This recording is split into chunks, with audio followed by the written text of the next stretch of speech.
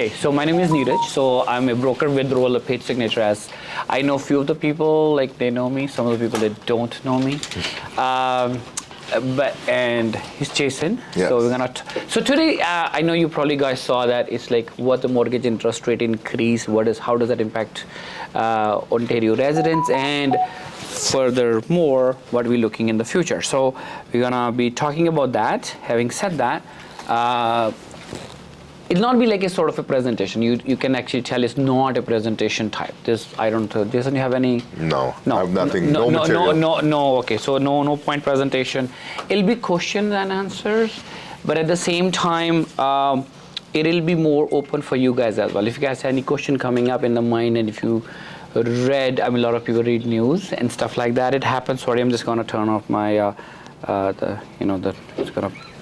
Okay, so if you have any questions coming up in the mind, please interrupt. We got to keep it more casual rather than being a very formal. So, anyways, how are you doing, Jason? I'm good. Awesome. How are you doing, Neeraj? I am very well. So a little bit about me, those who are new. So I've been 7 years in the real estate, and this is my first brokerage till that I'm right here.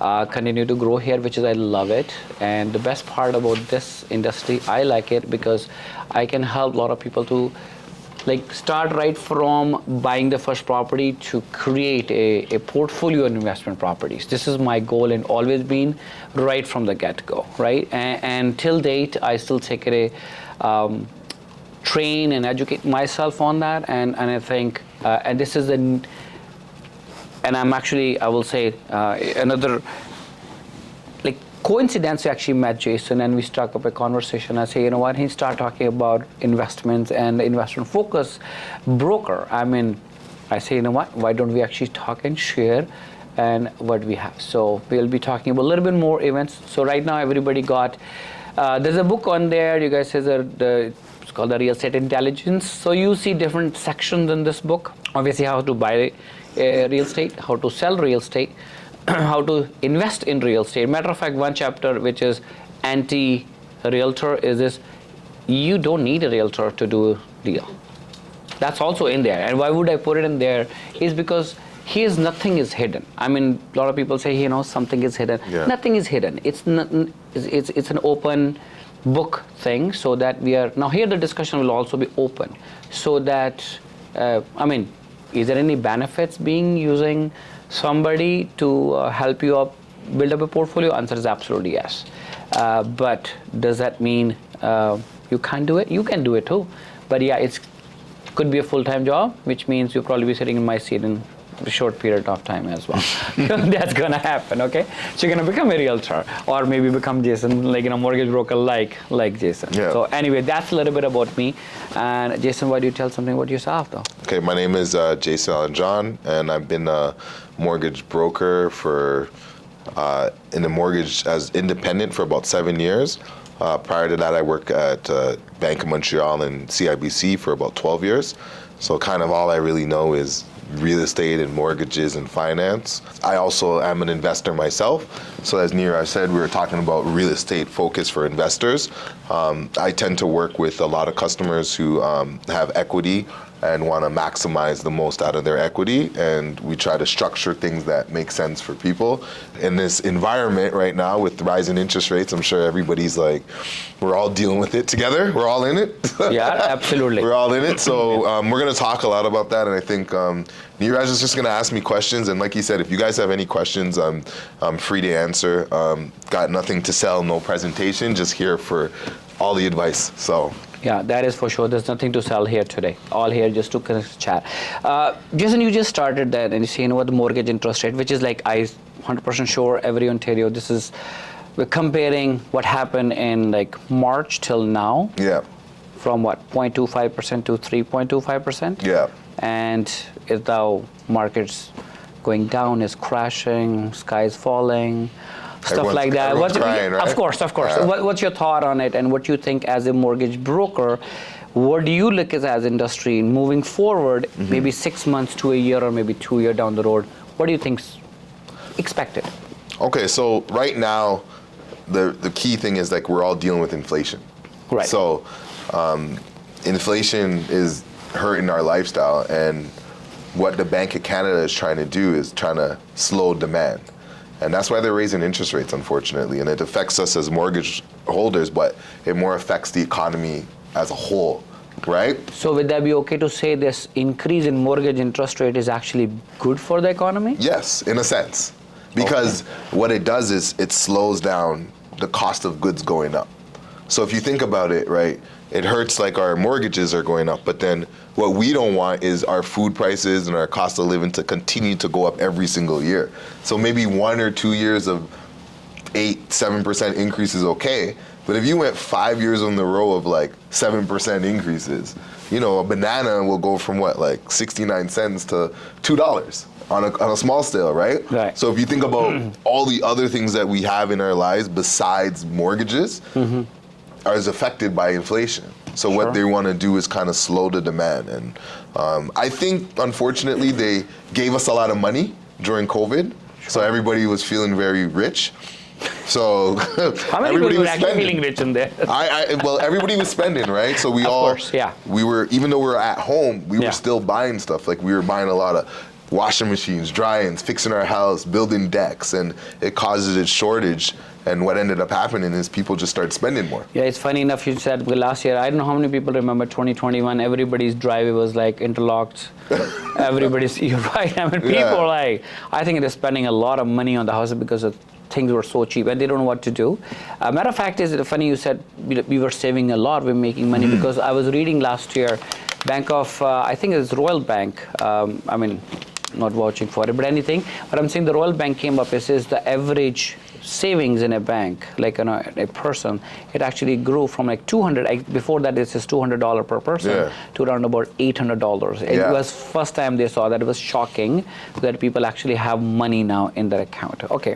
Well, another thing is what's coming in the mind, a lot of people say my mortgage is going up. And certain people obviously, I assume they have a variable mortgage interest rate.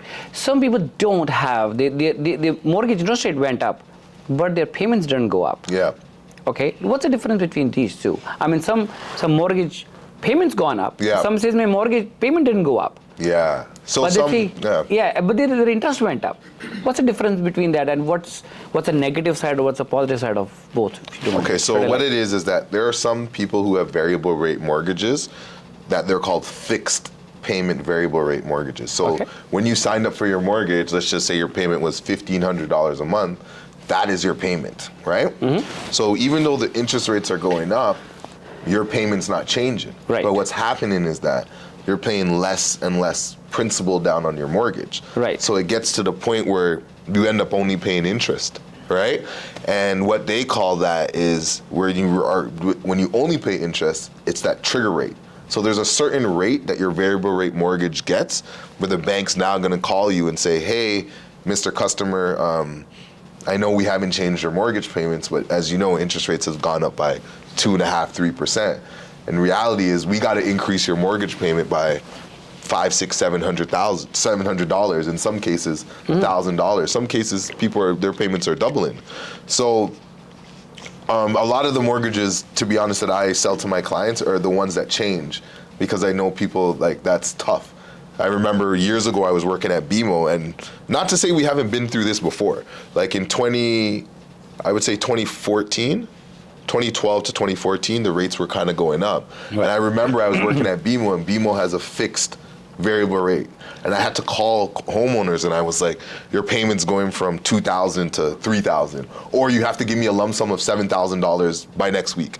And I was like, wow, this is kind of intense for individuals. So now a lot of people are going through that, and it is scary because if you didn't prepare for it, it could really affect, your life, right? So now couple that with all the other things going up in your life, like gas, groceries and stuff, you put that all together, it's like now my budget has been thrown out the water, right? So it is a scary time for individuals that are on variable rate mortgages, and it's also scary for people who have a renewal in the next year to 2 years because based on what we see the rates are. But, you asked me earlier, what do I think in like 6 months, a year from now? I think the rate increases will stop. I wouldn't even be surprised if they start going back down because I think they're going to raise too much. Like I think I hate to say this, I'm not sure if they know exactly what they're doing. So, in a weird way, right? I'm not, and I think that why I'm saying that is because they came out and they told us they're not raising rates till 2023. You're right. So all of us made decisions based on their advice. So if someone told you I'm not going to do this, and all of a sudden now they're doing it, they have no choice because we don't want the inflation. Because if we kept going, it'd be bad, right? Right. But at the same time, I think they're doing it too much because the data that they take in it takes time for it to flow through, right? So even though they're raising all these interest rates, like you said, there's a whole bunch of people that have variable rates that their payment hasn't changed. Yep. So their life hasn't changed. So what happens with their amortization though?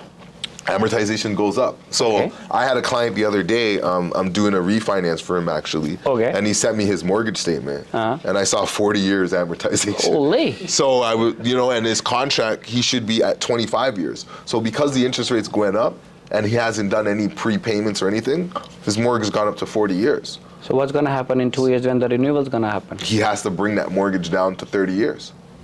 So that's when they say that it takes time for it to go through the system. Like, yes, prices has gone down. Yeah. But if people don't adjust the way they're thinking, it may go down even more, like 12 months from now, because the effects hasn't happened yet. Are you talking about the house pricing or are you talking about the mortgage interest rate? I'm just talking probably potentially house prices. House price. Yeah, because if more people start selling because they can't afford, if the rates don't go down or don't change, there's going to be a bunch of people that can't afford because a lot of people bought based on their payment, So that's a scary thing. Yeah. But then the great thing is we live in Canada.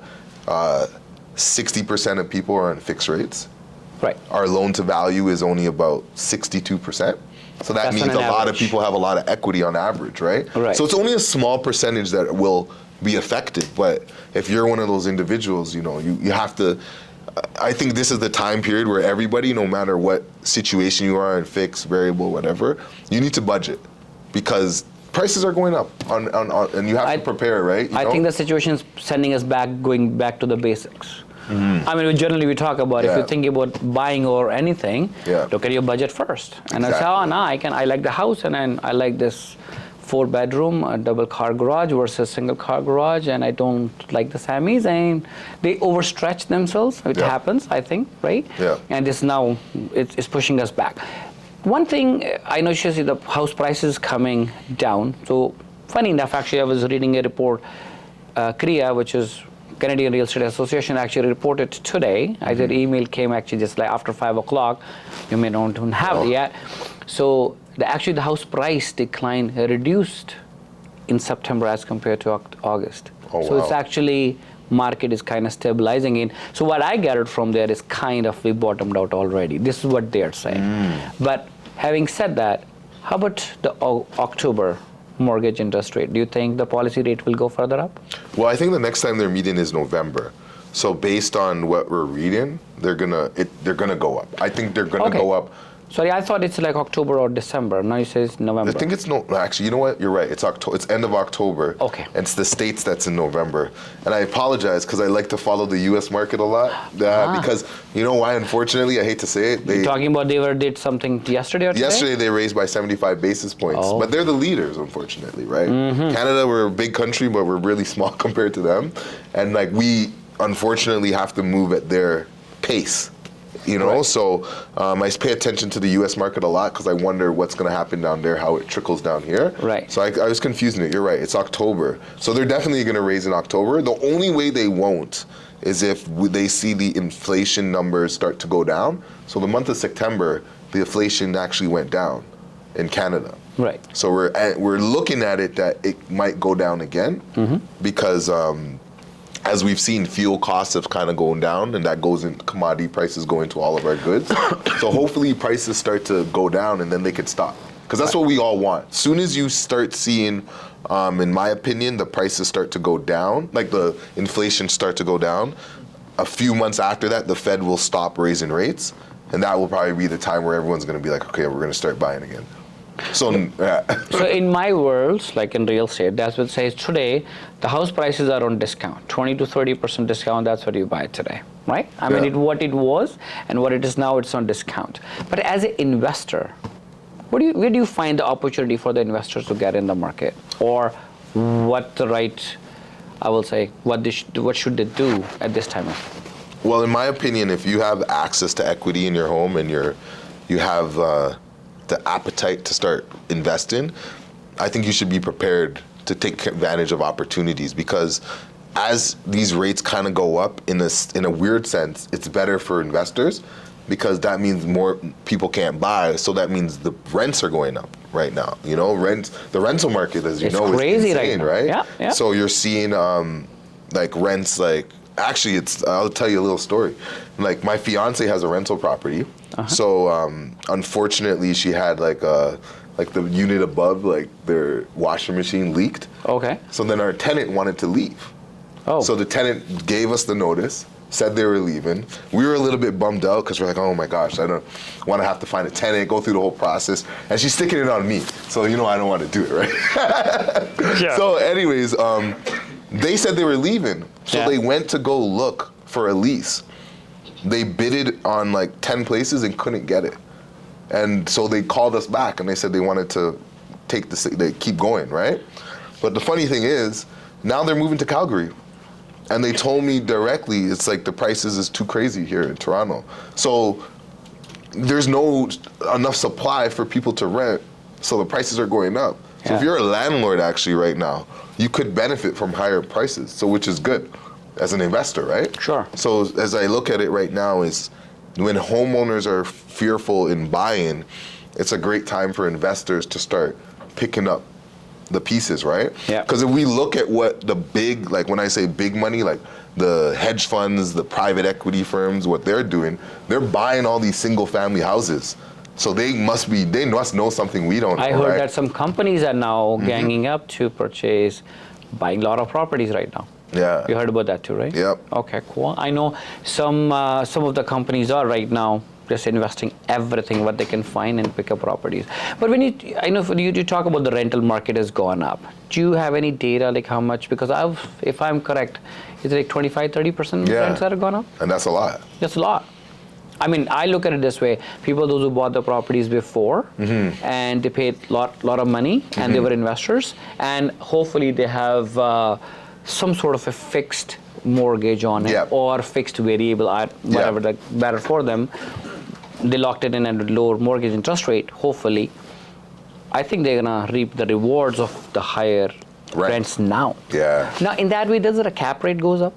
Yes, 100%. If I talk about multifamily properties. Exactly. So multifamily properties, I think a lot of people are excited, and you could see people venturing into. I see a lot of clients, and what I'm seeing now is people are starting to work together to buy properties, because it's easier to buy a multifamily, maybe 10, 15 units, and you do it with a couple of your friends. You know, I think that's what you're going to start seeing, because you mentioned a joint venture. Yeah, a joint venture, right? Okay. Because in reality, is like a single property, and being a property manager on one single property is actually a little bit expensive on your time. So I find if you're able to get multiple units and share it with other people, you could kind of like alleviate some of the cost and then some of the risk. You get to balance that out with your friends or your family members or another like-minded individual. So I see a lot of people doing that now. I'm seeing, unfortunately, I'm seeing a lot of developers having some issues too, because financing is going up. And then if you base all your numbers on what things were, you know, financing's going up plus the cost of construction's going up at the same time. So that means maybe in the future developers will build less houses. So the next time, if rates drop, what do you think is going to happen? Right? So it's like, what's the future going to be? I don't know. I don't have a crystal ball, like, you know, and Neeraj, you don't have no. I don't think so. Anybody has it. If you have it, I want it. So. Yeah, I mean, yeah. Because I want to win the lottery, right? So. Yeah, I even take a mortgage on that. Yeah. For that crystal ball. No, but when you say, when you say the people are like, buying, like they did joint ventures and buying multifamily properties. Now, when you say multifamily property, people get like scared when they're doing $1 million mortgage today because they can't afford it. How can they afford it on a multifamily when the building's like $5 million or $7 million? It's just the revenue that comes in, right? You have to do your due diligence. In other words, are you saying is that doing the mortgage on multifamily is a little bit easier than personal mortgages? It becomes easier now because in some of our cases qualifying for a mortgage. So I'll give you like an example. If you buy a 3-unit home, right? Triplex. Triplex. Okay. Let's say triplex. Okay. Yeah, she used the right word. Triplex. If you buy a triplex, See, it's not about the right word because I was stuck on, because I know my mind works in this way. Okay, if you say anything else, then I say, is it a foreign word for me? That's not a fact. so Okay. for a triplex, if you have a triplex and you just go to a bank, let's just say we go to any of the big major banks like BMO or RBC, TD, whatever, they only use 50% of the rental income. Right. So if you, in order to qualify for that mortgage, you have to earn in excess of your income and cover that 50% spread. Uh-huh. Right? So it's harder to qualify in some cases. Now, if you buy a multi-unit with 5, 6, 7, 8, 9, 10 units, they take 100% of the income. Right. And then they don't really care much about your personal income. So in that case, it becomes a little bit easier. The other thing is if you're buying with multiple people, you could put it in a corporation. It's hard to buy homes with the banks in a corporation, and then that alleviates some of the risk, because it's hard. If me and you were to buy a home and I'm like, Neeraj, and we're putting it all in your name. Sure. Let's go, right? Mortgage yours, property. Nah, just kidding. Yeah, mortgage your property mine, right?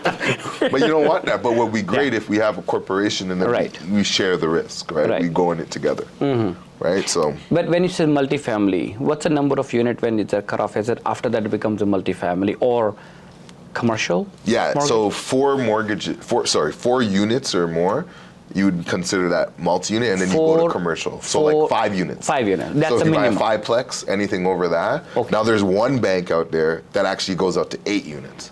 But to be honest, you to get qualified with them is like, it's so hard. You have to be really, your debt servicing has to be in line. So you have to earn a good amount of money because their ratios they're really tight, what I would say. But they have to do up to 8. Yeah, I guess everybody understands here what the debt service, TDS, GDS is. Everybody has gone through at least once, because I know they're not the first-time home buyer group right here. Because if they're a first-time home buyer, we have to explain what is the TDS, GDS. Sometimes this lingo doesn't make sense to them. So I know they understand. Okay, now when you say which bank goes up to 8 units? Yeah, Desjardins. Desjardins. Yeah. When you say 8 unit, what does that So mean? if you have an 8-plex, Oh, 8-plex. you could finance it through a regular bank, right? Okay. But if you do most banks, it's 4 units. Non-commercial? Non-commercial. Wow. Yeah. Okay. Wow. But that's only when they do that. Yeah, and that's in your individual name too. So it, like, in some cases, right? Because the thing is with multi-unit, yes, it's easier in some cases financing and managing, but it's more risk, because you have more tenants that something possibly could happen, right? Right. So in some cases, it's best to put it in a corporation so you're not exposing your own personal liability, right? So Right.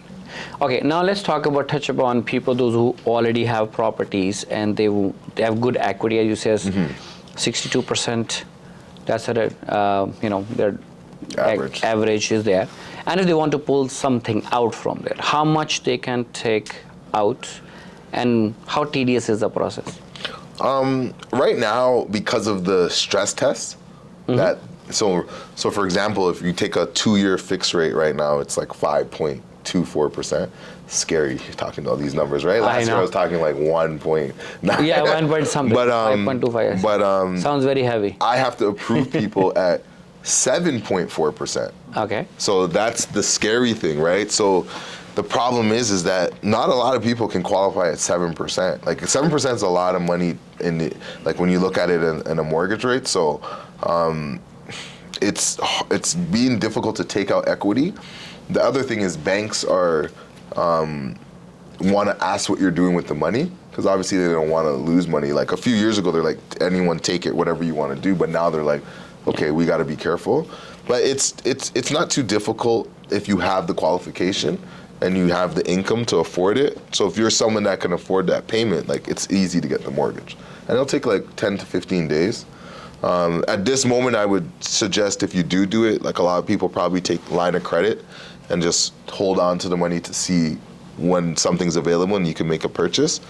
Prior to that, I would have told people to take a refinance because the rates were low. So you kind of lock in, and then it's easier to qualify in the future. But right now, I don't want people to have money that they're not spending because it's expensive. Yeah, sorry, I just wanted to step back, and then you mentioned 2 words: refinance and Line of credit. Line of credit, or necessity of mentioning to the HELOC. Yeah. Okay. I'm not sure if that clarification is there. Okay. Do you mind just clarify what's the difference between these two? Yes, so a refinance is you're taking your money right away and you pay immediately. A homeowner's line of credit or a HELOC, you pay when you use the money. So it gives the advantage. So a HELOC gives you that flexibility to spend, but the thing is the HELOC's usually a higher interest rate than a mortgage, right? So right now a HELOC in some cases is almost 6.45%. You know, so it's expensive, right? So it's like right now, if you're going to make a financing decision, you need to make sure you do the numbers. We do an action plan with them. We figure out what's affordable, and we make it work. But it's a lot more, like you were saying, it's a lot more thinking, preparing, studying, doing your research than it was before. Right. Because a lot of times before, people were just buying, like, you gotta buy it because the price is gonna keep going up, right? Right. And now it's different. You have to buy it because it's smart, it's affordable, makes sense for your family situation. Okay.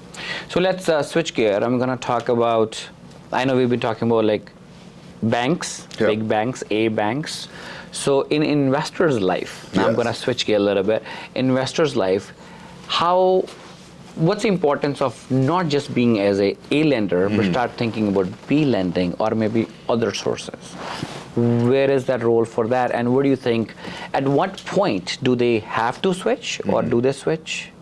What's your thought on that? Well, my thought on it is like, if I'm buying real estate, whoever gives me the best offer that makes my deal work, I go. Like we have, in Canadians, we're affiliated with 5 banks. They have the best advertising. We all want to bank with them, but in some circumstances, it doesn't really work out.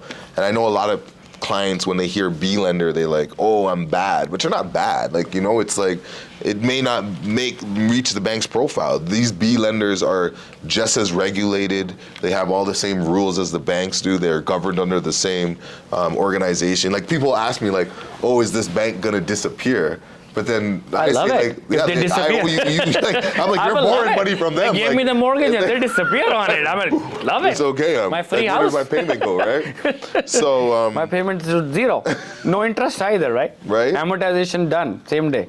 So I think the concern for investors and individuals when choosing where to get your mortgage is, who's giving me the best offer for what I want to do? Because some B lenders will do things, the bank may say, oh, you have to put 30% down on this, and you may only want to put 20%, and that extra 10% makes a big difference if you're going to buy it or not. So we have to be concerned with ourselves. Like the bank's cool, like you don't get a trophy because you're banking with RBC, right, over Home Trust.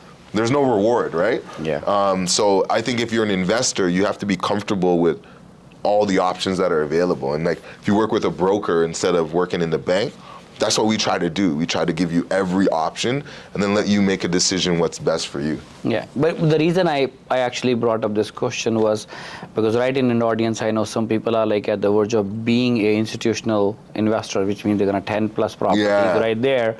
And I heard that, man, A banks are not going to entertain them anymore. Yeah, because after a while, what happens is the banks, unfortunately, they're risk averse, right?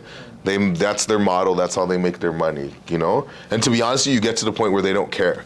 They rather just tell you no. I've been in the banks, so I always tell people don't get comfortable with your existing bank. Yeah. Because sometimes going with somebody else, they want your business, so they'll do it. Now the thing is, when you say like people become like 10 units and it's portfolioized, right?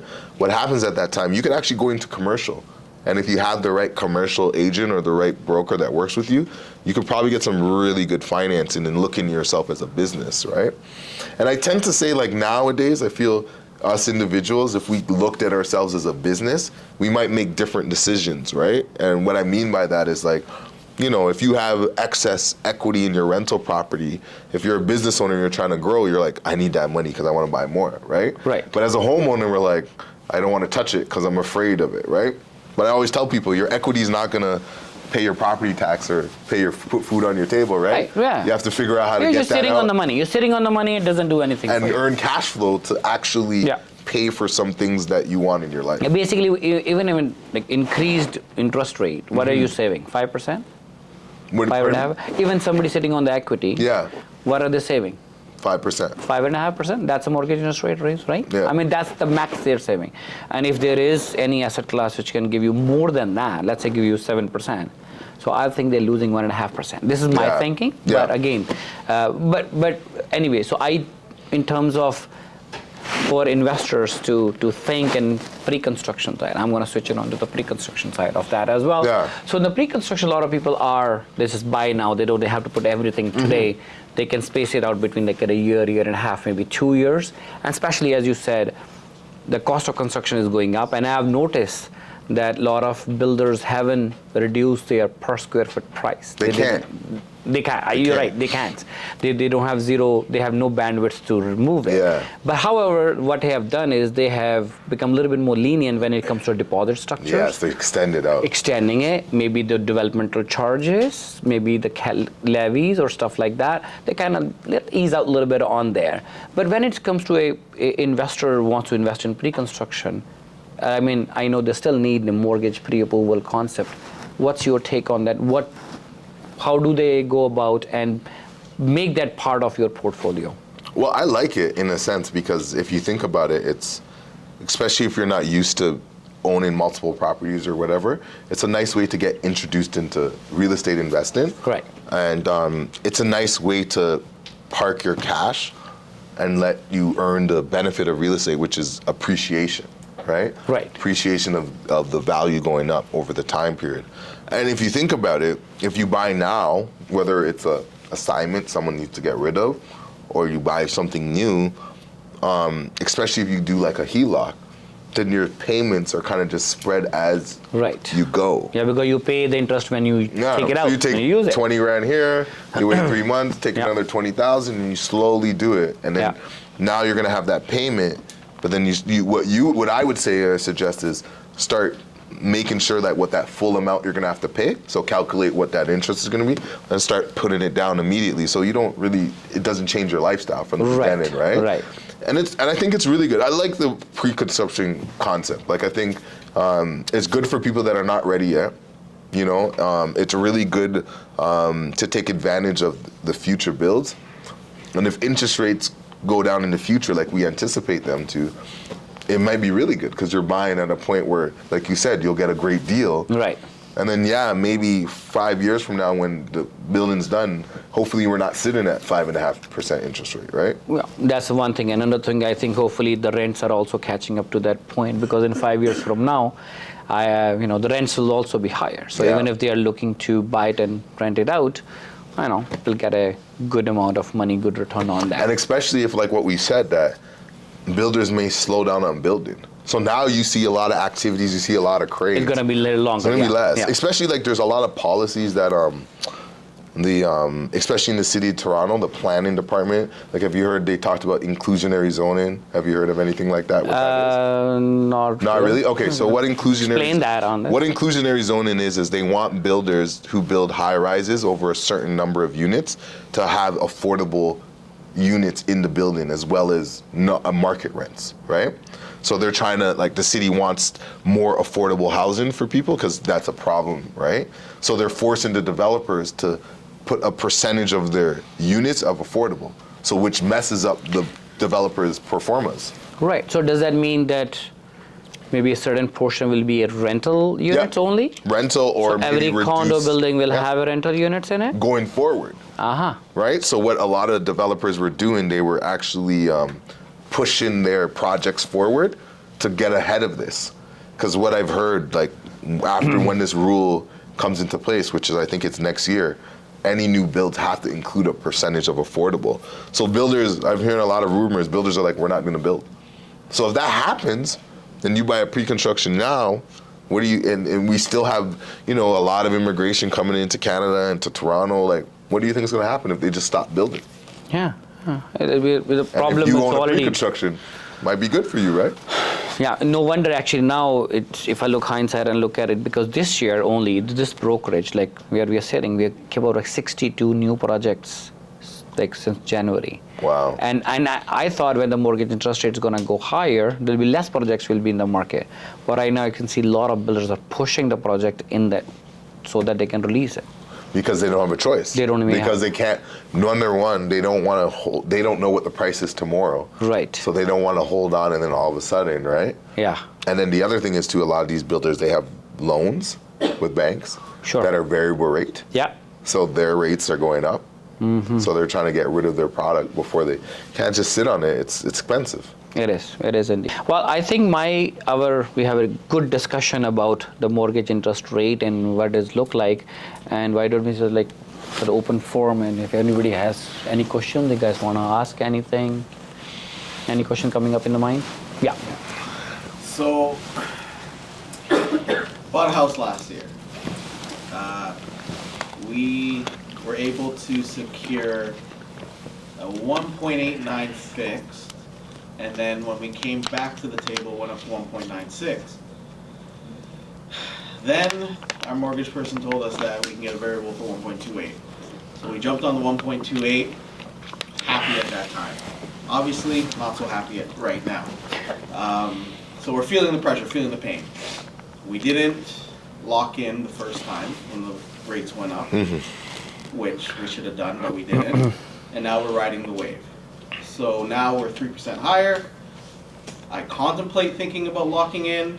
Does it make sense? I do know variable rates historically are lower, and eventually it will go down. But obviously no one has a crystal ball, and I understand that, but does it make sense locking in now, or should we ride it out? What we have done during this time is we've raised our mortgage payment up by $500, and we're fortunate enough where we can make prepayments. So we're lucky in that sense, but does it make sense locking in? You know what? The thing about it is, this is the issue, right? Because you just bought your house recently. If you lock in, you have to take either a 4-year or like a 5-year term. So I think this is what I've said to a couple of people. If you lock in now, you got to be comfortable that if rates do go down in the future, that you're not like kicking yourself for locking in, right? Yeah. But at this point, like sitting here today, right now, I think your rate will go up another 1%. So if it goes up another 1%, are you comfortable with that staying there how long are you comfortable with that? Because I think they're going to raise 2 more times. So if they do raise 2 more times, it becomes a gamble on that sense, right? My gut feeling is that if you can afford to pay based on like another 1% increase, then I would still stick it out on the variable, because I do believe the rates are going to go down in the future, and I think it might be one of those like, in a weird sense, I don't want to say like it's like you're making a decision right now. Like I agree. Like there's a lot of people like I'll be honest with you, even my fiance, she's in a variable rate mortgage. She tells me every day, why didn't we lock in like a few months ago? And I didn't think they would have went this high, this fast, right? I guess nobody thought about that. Nobody. So my opinion is they're gonna, like I keep saying it, something's gonna happen where it's gonna make them reverse course, because it's, like I said, it takes 12 to 18 months to see the effects of interest rate changes, right? So I wouldn't be surprised next year this time if rates are lower, but one strategy you can do, depending on your mortgage or who your bank is, you could actually split it. So I might be contemplating of taking a half variable and half fixed and keeping it. So you can maybe just cut your mortgage in half and try to lock in that half of it. So in the worst case, it's not everything. You know what I mean? So then if rates do drop, right, then you take all your extra money and you just pay off that fixed rate, like you put lump sums on there. Didn't know that was possible. Yeah, so that's one way, right? If you're in just a variable rate and you don't mind refinancing, I would say go into a 2-year, right? Because right now you can get a 2-year or a 1-year at 5.14 and ride that out. You're gonna have a small penalty, but if you do the math, if they raise rate another 1%, I'm sure that penalty will get absorbed in that, right? So there's that's the 2 ways I think I would structure that. So anybody here who's in a variable, you may wanna think about going into a 2-year, because it could make sense. Because I think 2 years makes sense, right? You have like another year will wash out. 2020. If anything, everybody's saying 2024, our inflation should be down to 2%. And if it is, our rates are way too high. They have to bring them back down. So if what Bank of Canada says they're doing is going to happen, they have to drop the rates down. They can't keep it at that level. Yeah. I just want to add something into it because, again, this is the importance of what first of all, thank you very much for bringing this question, because a lot of people, what they do is they receive a call from a bank, and I'm not against any bank. Matter of fact, a few days ago, I received a call from the bank because one of my property has 2 years and 4 months, and it's a variable. And obviously, my mortgage payments have gone up. A good thing is actually I'm a positive cash flow. Matter of fact, I'm still positive cash flow. I'm not bothered about that. But they wanted to, because more than 2 years, so they wanted me to lock in for 3 years. Mm-hmm. I said, if you can do 2 years, I can do it. You said no. And they said no. Matter of fact is, now this is how I'm sorry, the people, those who call you, first of all, they are not expert like Jason. They have no idea. They are sitting maybe a call center and they give you hey, we have something amazing. We can see this is you're gone up. They tried a scare tactic on you. So they said, oh, your mortgage has gone up. Why don't you just lock it in? I said, you know what? You lock in for 2 years, I'll do that. She goes, you know what? I'll do it for you. That from variable to fixed, I will not even charge you the penalty. I said, can you charge me the penalty? If any given day, if I go to the walk into the bank and I say, I wanted to from variable, I wanted to make it locked. I just will lock the rate. Will you charge me the penalty? She goes, yeah, in the bank, they do charge the penalty, which is not true. It doesn't happen. I said, I'm not breaking the mortgage, I'm converting it. Fixed to variable, I can't go, but variable to fixed, I can go. And she didn't know that. So you got to be a little careful. So good thing you brought up this question, but consult with somebody like Jason and at least talk to them.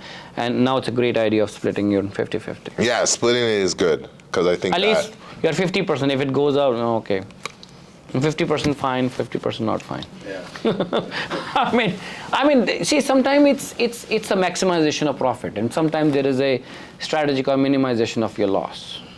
Unfortunately, the people, those who actually had a variable mortgage interest rate, and as Jason mentioned, nobody expected the Bank of Canada will raise the price. 5% was normal, but that speed?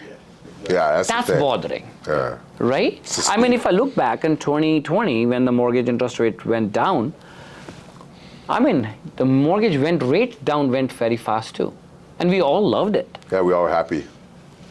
We weren't actually. No, that's a lie. We were scared. Let's be honest. Were you scared? Of course, I was scared of COVID and everything that was going on. You're scared? Well, that but I'm scared of what was going to happen. I think in my world, people start spending in money. The 500,000, 600,000 over asking was normal. People became bold. Sorry, but that's what reality. But that's what happened. And it's funny. I was talking about it out there with just talking about because when interest rates are so low, money becomes almost not. It's like worthless in a sense, right? Yeah, you're right. Because with a higher interest rate, it adds a little bit of value and it makes you think. So when interest rates were like 0%, it's easy to make a decision. Like if you buy a car at 9.99% interest, you're like, sure, who cares? I'm not paying interest, so I'm gonna buy it. And it makes you spend more.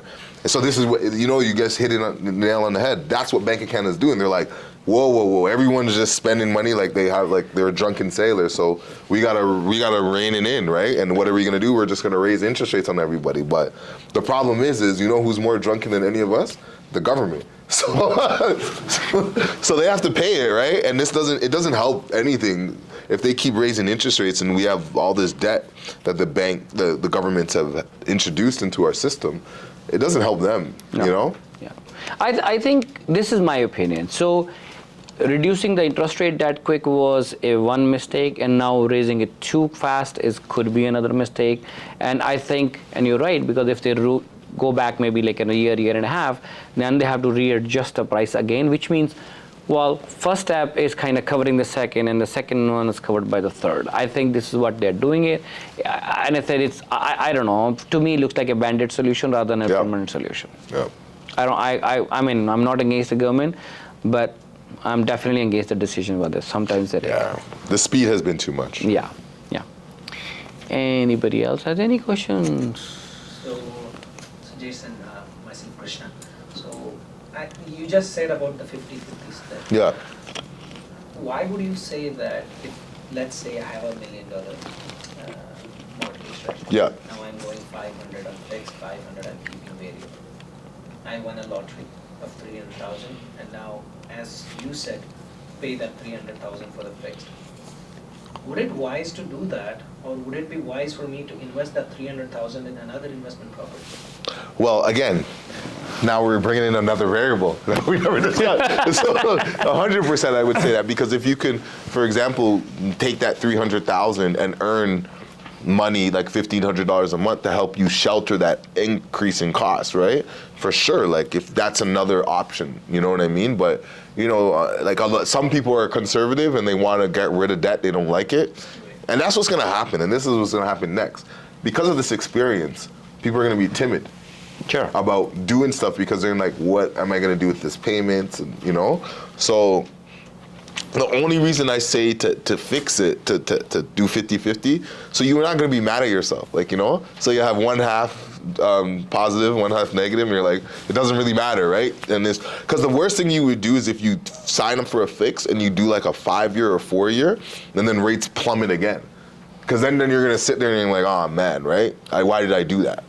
No, I understand, but my thing is like, either I'm on 100% variable or 50-50 or fixed, whatever it is, right? How does it even make sense for me to shed that liquid cash, go and give it to bank? Rather than that, I would invest somewhere. Yeah. Down the line, after 4 or 5 years, that 300, my ROI would be, I'm still in a better position. 100%. Paying interest, that's fine, because the cost of borrowing is high, understandable, but over a long period of time, if I look back on my portfolio per se, in your words, I would be definitely in a better shape, right? I agree, because what you're doing is what I was saying. If you look at yourself as a business and you're like, I have 300,000, what do? Do I pay off this debt? That technically it's still cheaper than any other debt that I'm gonna get, because it's not a credit card, you know what I mean? So if you could lend that money out, private lending, or you can buy a property that brings you cash flow, that when the market rebounds, you could refinance, and then now maybe possibly take another 300 out, and then you could pay down your mortgage, right? So it works. In your situation, you might have the cash flow to handle that.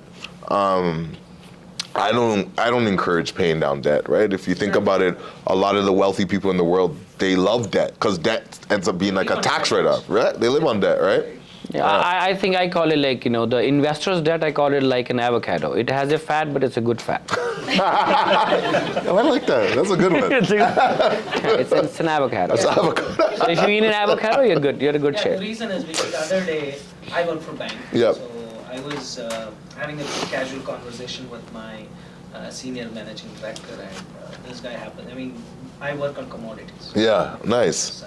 So we were having chat, and this same question that I asked you, we happened to discuss literally same thing, but Yeah. with the same amount. Yes. So he was like, Krishna, why would you ever want to pay off? Because all the billionaires, do you think they live on the cash? No. Yeah.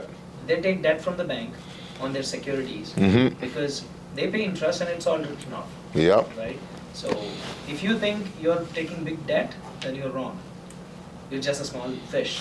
Yeah. Right? So debt is good, but not car debt or credit debt. No. But Consumer debt's bad. Consumer debt's bad. Mortgage debt's great. Mortgage. Awesome. It's like the best vehicle you can use to build your portfolio and grow in the future, right? Well, you work for a bank. How do banks make money? Right? They what do it it, is. right? So it's like, in some cases, it's like, why not become your own bank? Exactly. And that's the key. Like, if you can take advantage and control of your life and become your own bank, like that's the lifestyle that a lot of people course. want to attain, Yeah. And it's very possible it's really possible in this world and in the current environment, and especially if you bought in Toronto or anywhere in the GTA a long time ago, you have a lot of equity. You could really become your own bank, Yeah. One of my good friends and colleague, his family lends private money, and his dad always tells me, he's like, I make 7% a year, and I'm happy every year. And he just compounds, and every 7 years his money doubles. Yeah. Right? So it's good for him.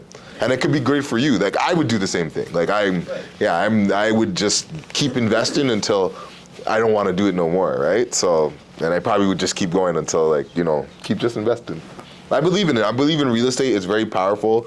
I believe in where we are geographically as a city And in Canada, I think it's a great place. I think you'll see that people would want to still come here. People are still coming here and want to spend money. It's a great place to live. So it's like, why not? You know, why not continue to try to increase your wealth through real estate?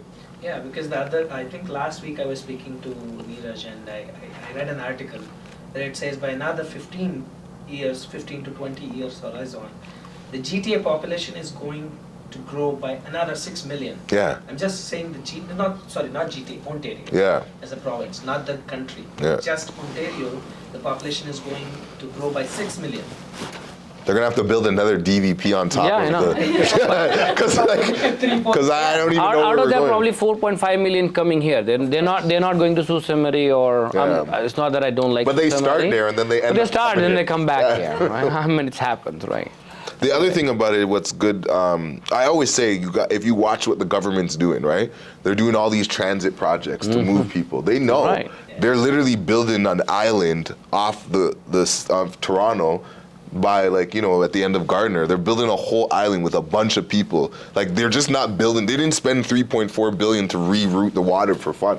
Like, they know people are coming here and we need to house. So it's still I think it's a great investment to buy. I understand now, it's just you have to take more time to make a decision, but it's not to say it's a bad decision. It's just you kind of have to like take the time and to make an educated decision. Yeah, real estate in itself, by nature, is a slow process, right? It's a longer. You got to watch it. What Jason said. I mean, watch the policy. What's happening?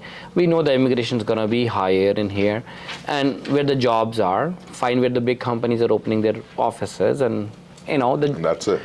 This is where you need to plant your seed. This is what you need to do with the transit going, whereas, I mean, our highways are taking them.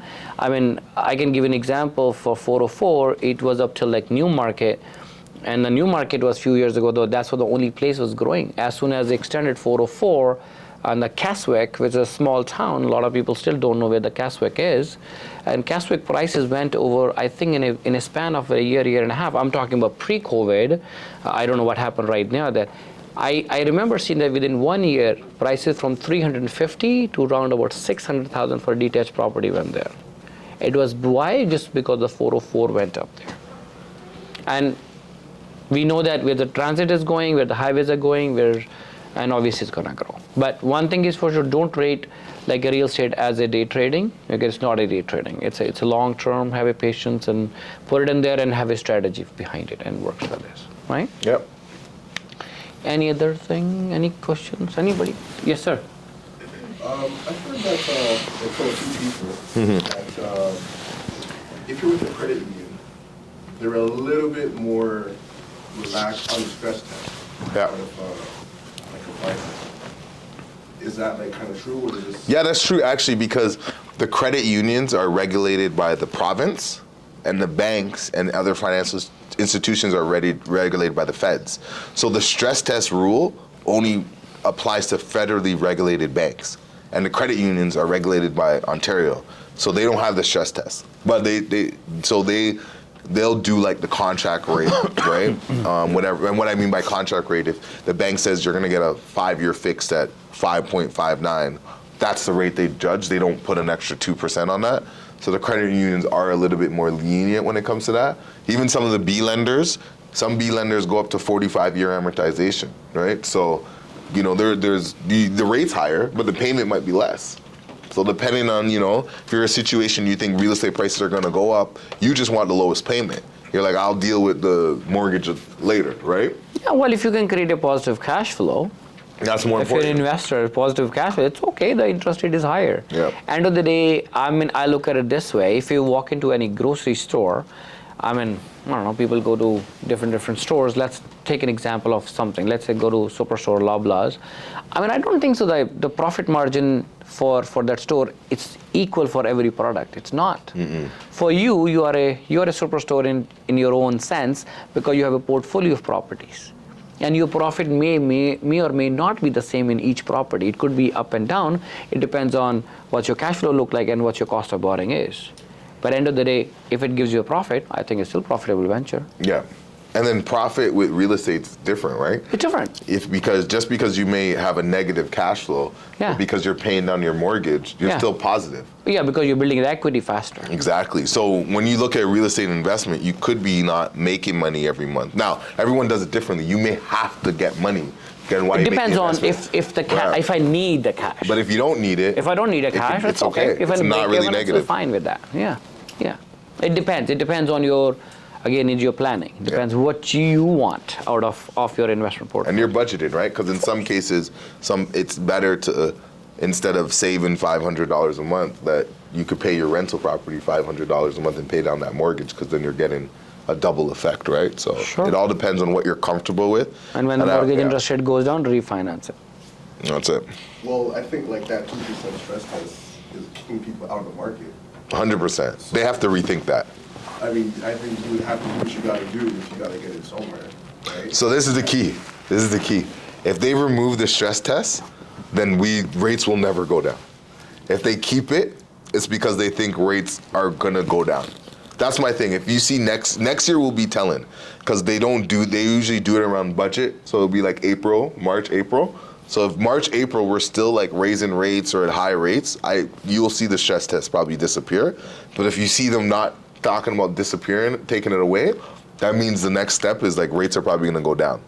Because that's something I'm hearing them talking about that, and even extending the amortization out.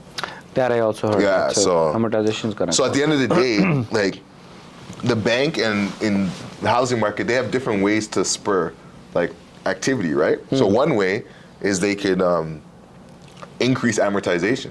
Like my first mortgage, I bought 5% down, and I had a 40-year amortization with 5% down. Wow. And every year and I know that sounds crazy, but that's the way it was. Why? Because at that time, my first mortgage rate was 5.25%. Right? So, but my payment with 40 years, it wasn't really that bad. I didn't really care, even though I wasn't paying no principal down, you know? But what they started doing each year was like, okay, 35 years, 30 years, then 25 years, then stress tests.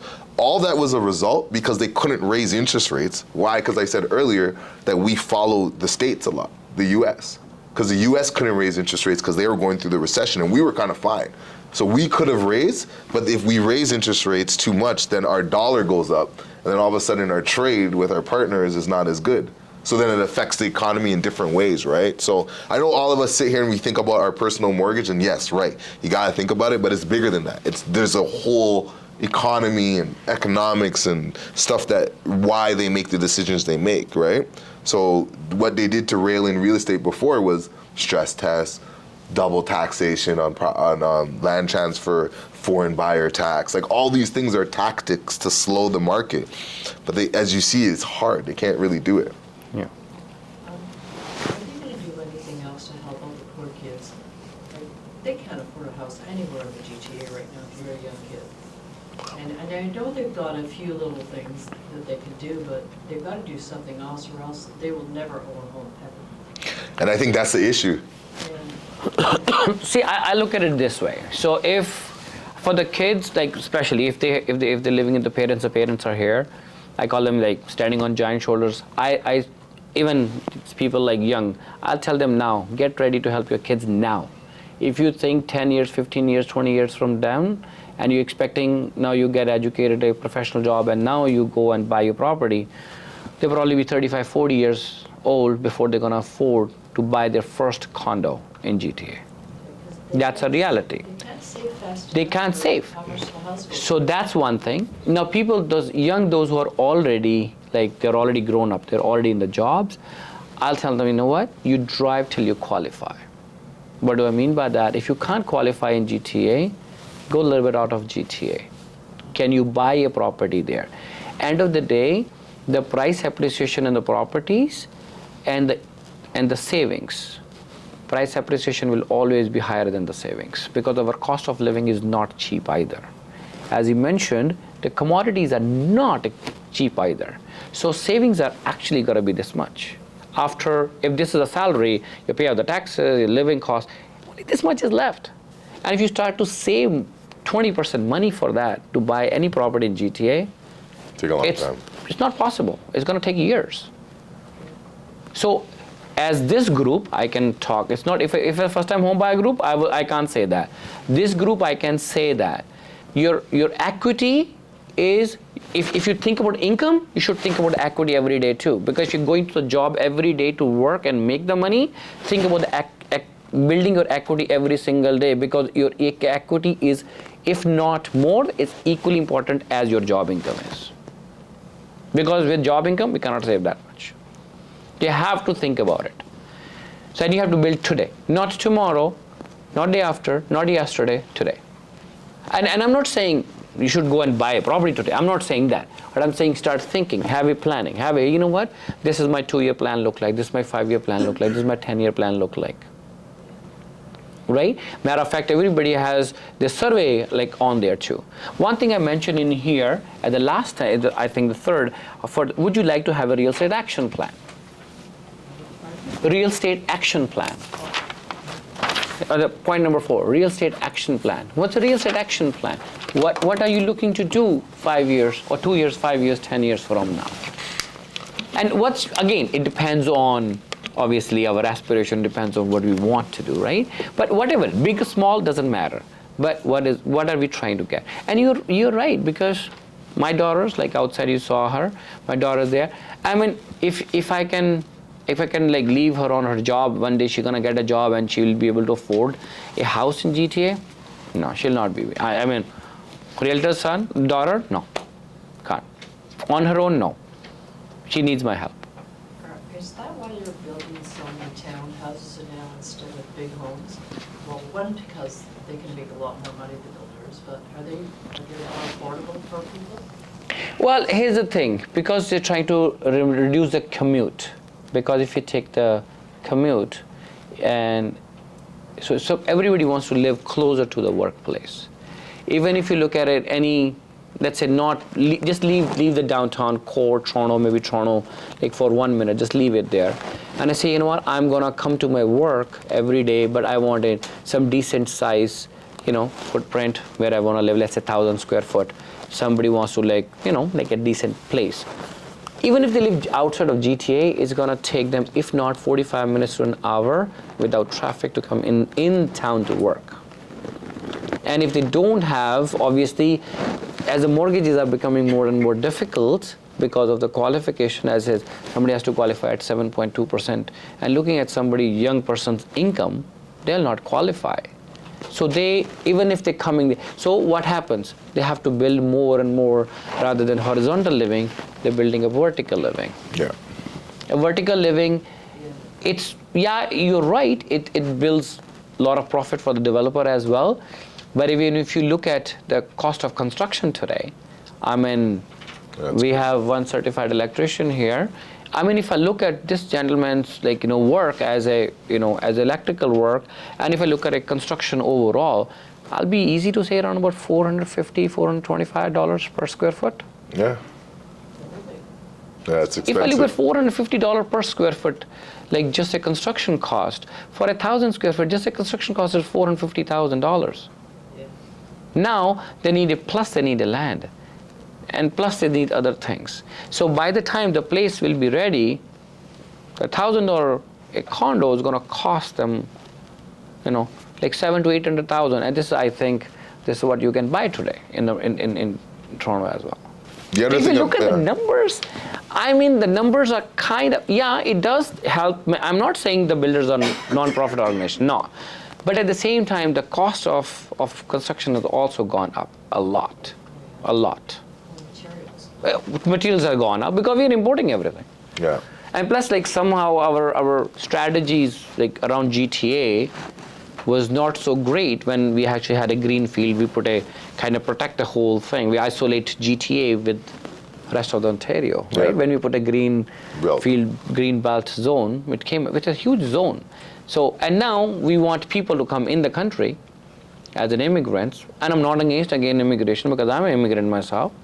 I'm not against them, but the thing is, if you're inviting people, we have to give them a space to live as well. Yeah. And where they're gonna live, where they're gonna work.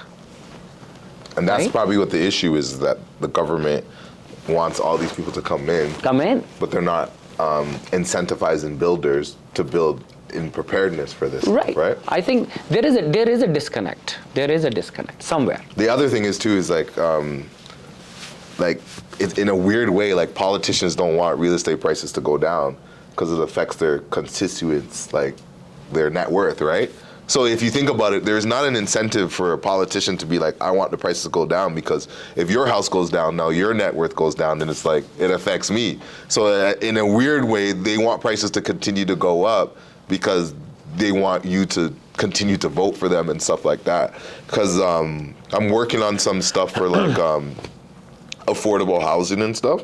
And there's a real big push on like 3 bedrooms, right? So I was speaking with the government and I'm like, why do you not want like 1 bedroom apartments, right? And the funny thing about it is, you know why? Because 1 bedroom people move and they don't vote, but families stay and continue to vote in that district. So there's an incentive to want families over single individuals. So they're incentivizing to build more 3 bedrooms than they are 1 bedrooms, which I feel like we need more, because like you were saying, like younger people need a way to transition, but there's no value to the government in that. So it's a weird thing. Like, so they say they want to have affordable housing, they say they want people to be able to afford rents, but the policies don't really align to that. It's just a lot of like announcements and this and that, and then they go away, right? Because it's hard, you know. And even from on my end, of like, you know, trying to do some developments and stuff myself, it's hard to build affordable. The math doesn't work. It works to build it for profit, and if you can't make money, why would a developer do it? So the government has to do it, but then the government is not in the business of technically building houses, right? No. So Yeah. they don't have a clue. So it's a weird like problem to solve. So you kind of need like innovative solutions, like different ways of building, different policies and stuff. So what they did, because of what the problem with the question you said, they came up with what I said, the inclusionary zoning. So they try to come up with this bright idea, like, oh, we're gonna make developers build affordable housing, and developers are gonna be like, I'm just not gonna build.